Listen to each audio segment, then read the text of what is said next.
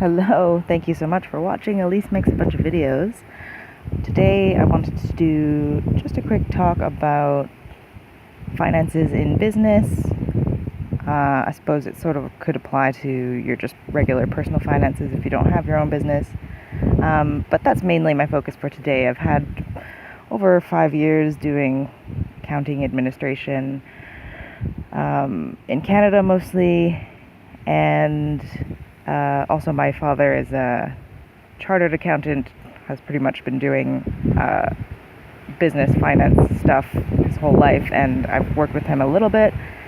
And through all that, anyways, I just have a few nuggets of wisdom that they're not secrets and that are absolutely business 101. But anyways, if you have your own business or you're thinking about starting your own business, it's definitely something to think about. So first I just wanted to talk about business planning. I think a lot of people, if they're starting small businesses, will have a business plan strictly for the purpose of getting a loan from the bank, because that's a requirement. The reason why banks require you to have a business plan is because they want you to be aware of finances involved and plan to make a profit. I think a lot of people who are really passionate about the product or service or whatever it is that they want to provide really want to brush off the idea of making money, because maybe that's not what their focus is, especially in the beginning. They're trying to make the best service, the best product, whatever. But the thing that you really need to let sink in is that if you're not making a profit in your business, you have a failing business. If you're not making money, if you're hemorrhaging money, that business isn't working. You could have a great product, you could have a great service, people maybe love you, you have great reviews and all that. But if your business isn't making money, it's a failing business. There are a few businesses like restaurants and stuff like that where, in the first few years you do run at a loss. But with that, even you want the 5-year plan. You want to know that at the very end of the day, you are going to be making back that money. You can't just go, spend money to make money and it'll all even out. If you're just hoping, like a wish, that you're just going to make money one day and you haven't actually planned or anything, then it's not going to work. So that is that part of it. Basically, you just need a plan to begin with. Failing to plan is a plan to fail. A lot of people do this with their personal finances as well, where they just are like, I don't really think about my budget or anything like that, and it's just a mystery why I never have any money. And it's because you're not actually looking at what you're making, what you're spending. If you have no idea what your budget is, you're not going to be on budget. You have to really sit down and just do it. Just do the work. I also think that there's this sort of mythical idea that, as someone who's been in the accounting business, that there's a software that's going to solve all that, or that that's somebody else's problem. That's for the accountant to deal with. Your accountant should be helping you and possibly advising you, depending on what your relationship is, sort out your finances. But at the end of the day, if it's your business, it's up to you to know what's happening financially. It's not up to anyone else. If you're trying to shrug that responsibility off to your accountant and blaming everything on them, that's a big red flag. Something that my dad has talked about over the years is there are certain clients that are not worth having. There's certain people who don't care to know even what's going on in their own business. or even if they have just a very high paying job, and so they think that they can just spend as much money as they want and not worry about taxes and stuff like that. That's their responsibility. They can ask an accountant for help. Hopefully they'll actually pay that person, but at the end of the day, it's not the accountant's job to make sure that you are responsible for your own money. They can say, oh, this is what's happened. They can record what's happened, but they're not a magician. They can't unspend all the money that you've spent. That's not how it works. So that's a sort of reality check. I think a lot of people like to think, oh, I don't worry about that. My accountant deals with all those things. And depending on the size of the business, at some point, you have someone in that role who is an employee. Yeah, that is their job. But I'm talking small businesses. I'm talking like when you're first starting out, and you're just not keeping track of things, especially, or even if you've been doing it for years and you've just neglected your finances and your taxes. That's almost worse, because then you're just asking for an audit.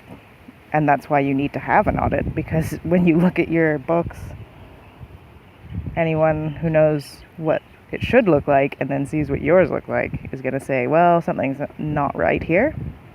And that's why you get audited.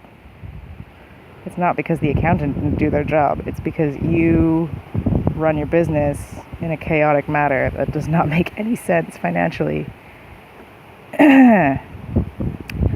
Another thing with that is just like cash flow. So I think it's very easy, especially if you're getting a lot of loans or investments at the beginning. If you have a lot of money in the bank, it's easy to say that you're doing well financially. But if a majority or all of that money is borrowed money, you don't actually have that money. That's money that you have loaned from someone or some other business that needs to be paid back. So it's not actually your money, even though it might look like you have money in the bank. Also, if you have expenses, especially if you have employees, people who have employees and are not properly tracking their finances are incredibly irresponsible, and you're putting other people's lives at risk when you do that. So it's pretty dumb. So I just think that you really need to accept the fact that you have a business. You need to know what's going on with the finances, especially if you have no alternate income. If you just have if you have a side business, it's like an online business,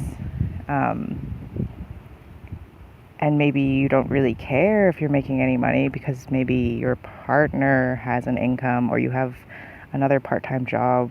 If you have another income coming in and you're not actually planning on making money with your little business, technically it's a business, but really it's just a glorified hobby with tax benefits. It's a failing business that you're using to write off things. And then that's my last thing that I wanted to talk about, writing off. I think there's this whole idea that once you have your own business, there's this magical land of write-offs. I can spend whatever I want on whatever I want because I can write it off. And that means that it's not really a thing. It just gets paid for magically by little fairy money elves. But yes, business expenses are written off. But I think most people don't even know what that means. It just means it's a business expense. It doesn't mean you're not spending the money. You're still spending the money. And if you have more write-offs than you have money coming in, that means you are losing money. So it's not always a case that you can just spend whatever you want on whatever you want because you have your own business. You still need to look at making a profit, and that at the end of the day, it's the bottom line, really. Again, I said sometimes 1 year or one season or whatever, you're going to have a loss, and if you plan for that, then it's fine. But if it's a surprise, it's your only source of income, it's not going to go well for you, my friend. It's not going to go well. Anyways, that's my video for today. I hope you've enjoyed my beautiful view here in Pupukea, North Shore of Oahu. And at the end of the day, if you make a business plan and you can see that it's not going to make money, there's two options. You either adjust the plan so that it does make money, or you get real and you say, this business isn't actually going to work, and save yourself from all of the pain and agony of all those failed businesses out there who did not want to admit that. Because most startup businesses fail. Probably because they either don't plan, or when they do plan and see that it's not going to make money, they go, oh, well, it doesn't really matter. It's not about that. But in fact, it is. So, I don't know what else to tell you, but if you're going to have a business, a for-profit business, which is what a business is, you need to make profit. It's just very simple. Don't blame the accountant. Take responsibility. Plan ahead. That's it, peace.